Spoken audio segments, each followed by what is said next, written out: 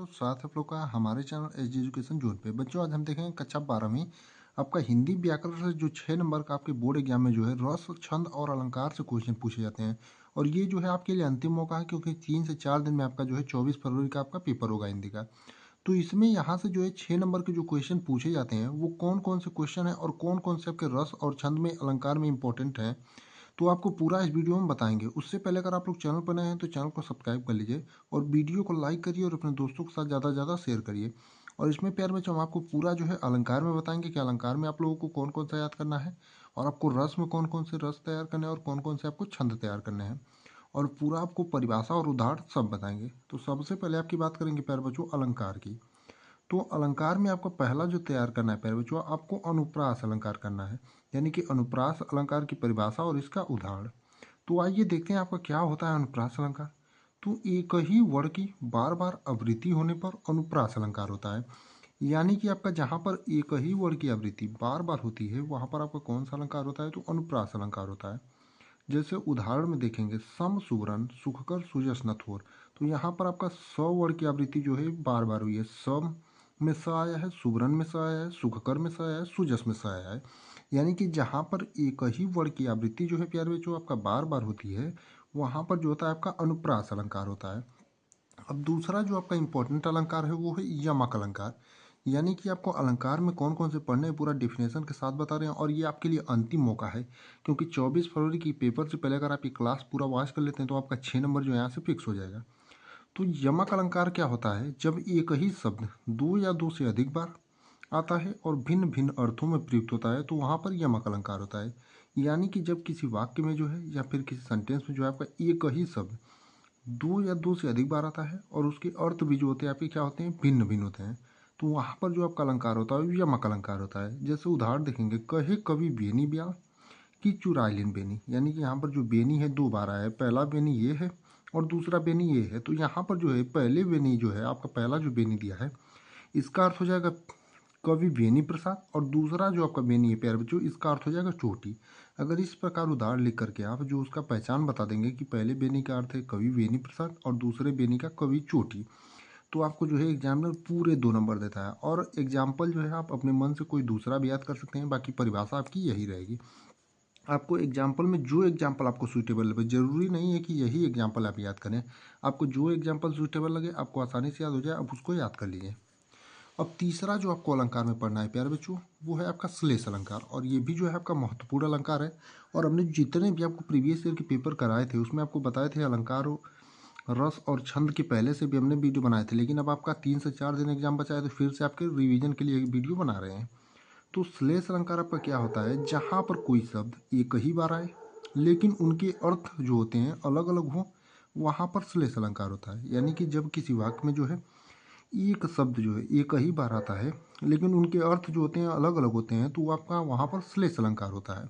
जैसे इसका उदाहरण देखेंगे सुबिरन को ढूंढे फिरत कवि व्यभिचारी चोर, यानी कि जो सुबिरन को ढूंढते हैं कौन, कवि भी ढूंढता है, व्यभिचारी भी ढूंढता है और चोर भी ढूंढता है।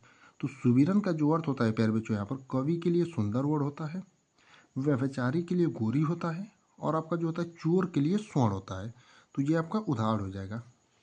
अब अगला जो प्यारे बच्चों आपको अलंकार में तैयार करना है वो है उपमा अलंकार, यानी कि अलंकार में आपको चौथा जो तैयार करना है और बहुत ही महत्वपूर्ण, ये आपके 5 से 6 अलंकार होते हैं जो आपके बार बार जो है बोर्ड एग्जाम में पूछे जाते हैं।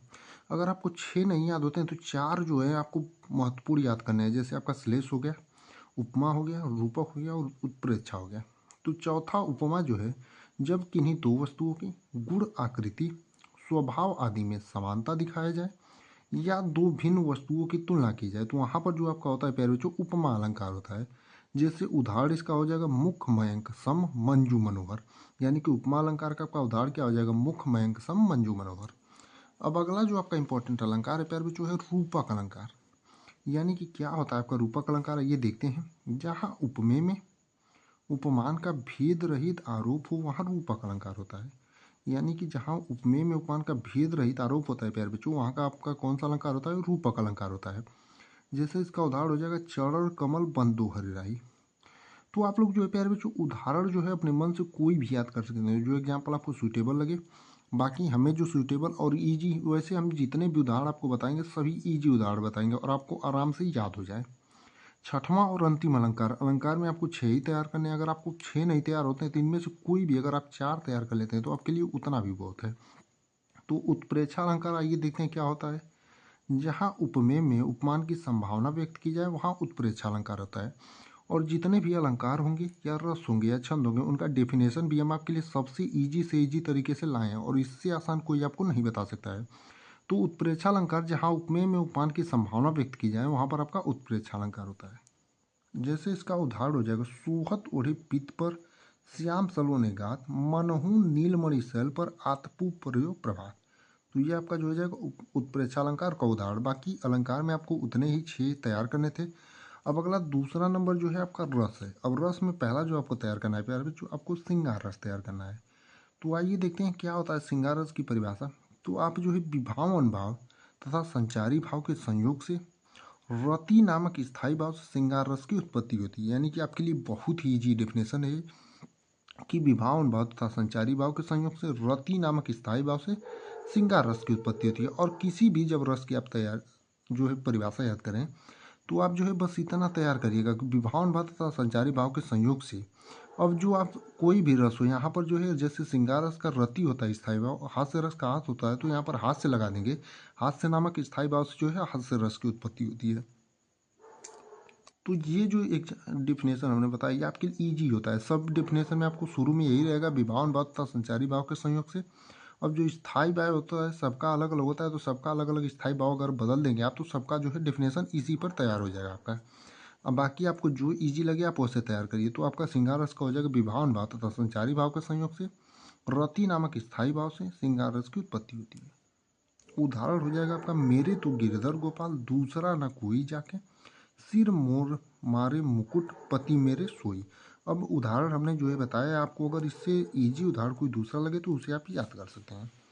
अब दूसरा जो आपका है इंपॉर्टेंट रस में आपका हास्य रस। अब हास्य रस की परिभाषा आप जब हमने आपको पहले बताया था आप ऐसे भी तैयार कर सकते हैं कि विभाव अनुभाव तथा संचारी भाव के संयोग से हास्य नामक स्थायी भाव से हास्य रस की उत्पत्ति होती है। बाकी एक अलग परिभाषा ये भी है कि जब किसी वस्तु अथवा व्यक्ति की वेशभूषा, वाणी, चेष्टा, आकार इत्यादि में आई विकृति को देखकर सहज हंसी आ जाए तब वहाँ हास्य रस होता है। जैसे उदाहरण हो जाएगा आपका, सिर पर गंगा हंसे, भूजनी में भुजंग हंसे, हास ही को दंगा भयो नंगा के विवाह में। अब अगला और तीसरा जो है आपका करूर रस। और करूर रस की जो आपकी परिभाषा हो जाएगी, जब प्रिय या मनचाही वस्तु के नष्ट होने या उसका कोई अनिष्ट होने पर हृदय शोक से भर जाए तब वहाँ करूर रस जागृत होता है। इसका जो उदाहरण होगा इस करुणा कलित हृदय में अब विकल रागिनी बसती, क्यों हाहाकार स्वरों में वेदना अजीम गुजरती। प्यारे बच्चों ये जितने भी परिभाषा हम बता रहे हैं सबसे इजी तरीके से बता रहे हैं और एग्जाम्पल भी अपने जानने में आपके लिए सबसे इजी से इजी एग्जाम्पल लाए हैं ताकि आपको आसानी से याद हो जाए। चौथा और अंतिम जो रस में आपको तैयार करना है वीर रस। जैसे युद्ध करने के लिए अथवा नीति धर्म आदि की दुर्दशा को मिटाने जैसे कठिन कार्यों के लिए मन में उत्पन्न होने वाले उत्साह से वीर रस की उत्पत्ति होती है। यानी कि युद्ध करने के लिए अथवा नीति धर्म आदि की दुर्दशा को जो मिटाने जैसे कठिन कार्यों के लिए मन में उत्पन्न होने वाले जो उत्साह होते हैं प्यारे बच्चों उसी से आपकी वीर रस की उत्पत्ति होती है। जैसे उदाहरण हो जाएगा, बुंदेले हर बोलो के मुँह, हमने सुनी कहानी थी, खूब लड़ी मर्दानी, वो तो झांसी वाली रानी थी। बाकी रस में आपको 4 तैयार करने थे, श्रृंगार रस, हास्य रस, कड़ू रस और वीर रस, जिसकी हमने चारों की परिभाषा भी बता दिया और आपको उदाहरण भी बता दिया गया। अब अंतिम जो आपका है छंद, यानी कि छंद में आपको सबसे पहला तैयार करना है दोहा छंद। तो आइए देखते हैं क्या होता है आपका दोहा छंद। यह एक अर्ध सम्मात्रिक छंद है। इसमें 4 चरण होते हैं। पहले और तीसरे चरण में 13-13 मात्राएं होती हैं तथा दूसरे और चौथे चरण में 11-11 मात्राएं होती हैं। यानी कि आपका जो दोहा छंद होता है प्यारे बच्चों, यह वो जो होता है आपका अर्धमात्रिक छंद होता है, अर्ध सम्मात्रिक छंद। और इसमें जो होते हैं आपके 4 चरण होते हैं। पहले और तीसरे चरण में जो होते हैं 13-13 मात्राएं और दूसरे और चौथे चरण में 11-11 मात्राएं। और दोहा का जो आपका उदाहरण होता है, आप कोई भी जो दोहा का उदाहरण याद कर सकते हैं। जैसे हमने एग्जाम्पल के रूप में लिखा, मेरी भव बाधा अरो राधा नगरी सोई, जा तन की झाई परे श्यामो हरि तुति होई। तो आप अपने मन से दोहा का कोई भी उदाहरण तैयार कर सकते हैं। अब दूसरा जो आपको तैयार करना है छंद में वो है सोरठा छंद। और यह भी जो है एक अर्ध सम्मात्रिक छंद है। और सोरठा जो होता है आपका दोहे का उल्टा रूप होता है। जैसे इसमें 4 चरण होते हैं। पहले और तीसरे चरण में 11-11 मात्राएं और दूसरे तथा चौथे चरण में 13-13 मात्राएं। आप देखे होंगे कि दोहा के पहले और तीसरे चरण में जो होती हैं 13-13 मात्राएं होती हैं और दूसरे और चौथे चरण में 11-11 मात्राएं। इसीलिए हम बोलते हैं कि दोहा जो होता है आपका सोरठे का उल्टा रूप होता है, यानी कि इसके पहले और तीसरे चरण में 11-11 मात्रा और दूसरे और चौथे चरण में 13-13 मात्रा होती हैं। जैसे उदाहरण इसका हो जाएगा, मुक हुई वाचाल, पंगु चढ़े गिरवर गहन, जासु कृपा सुदयाल, द्रव सकल कलिमल दहन। तो ये आपका हो जाएगा सोरठा का उदाहरण। अब अगला और तीसरा जो आपको छंद में तैयार करना है वो है चौपाई, और बाकी तीन ही जो है आपको छंद में तैयार करने थे, दोहा छंद, माफ करिए दोहा छंद, आपका सोरठा छंद और चौपाई छंद। तो तीसरा आपका है चौपाई, और यह जो है एक सममात्रिक छंद है और इसमें जो होते हैं आपके 4 चरण होते हैं तथा इसके प्रत्येक चरण में 16-16 मात्राएं होती हैं। इसमें दो अंतिम वर्ड जो होते हैं प्यारे बच्चों गुरु लघु नहीं होने चाहिए, यानी जो आपके दो अंतिम ओडियो होते हैं गुरु लघु नहीं होने चाहिए, या तो दोनों गुरु हों या फिर दोनों लघु हों। और उदाहरण इसका बहुत ईजी है और आप लोगों को सबको याद होना चाहिए, जैसे जय हनुमान ज्ञान गुण सागर, जय कपीस तिहि लोक उजागर, रामदूत अतुलित बलधामा, अंजनी पुत्र पवन सुत नामा। तो बाकी हमने आपको रस छंद और अलंकार में बता दिया कि क्यों कौन कौन से आपको पढ़ने थे, और आपके जो है 12 मिनट का वीडियो देख करके आपको 6 नंबर का पक्का हो जाएगा। बाकी आपका रिवीजन के लिए जितने भी हमसे पर्याप्त कोशिश हो पाएगी सभी टॉपिकों को हम रिवीजन कराने का प्रयास करेंगे आपके 24 फरवरी के पेपर तक। तो आप लोग अपनी बोर्ड एग्जाम की तैयारी में एकदम मस्त तरीके से लगे रहिए और हम आपको जो है प्रॉपर एकदम रोज़ ऐसी वीडियो प्रोवाइड कराते रहेंगे।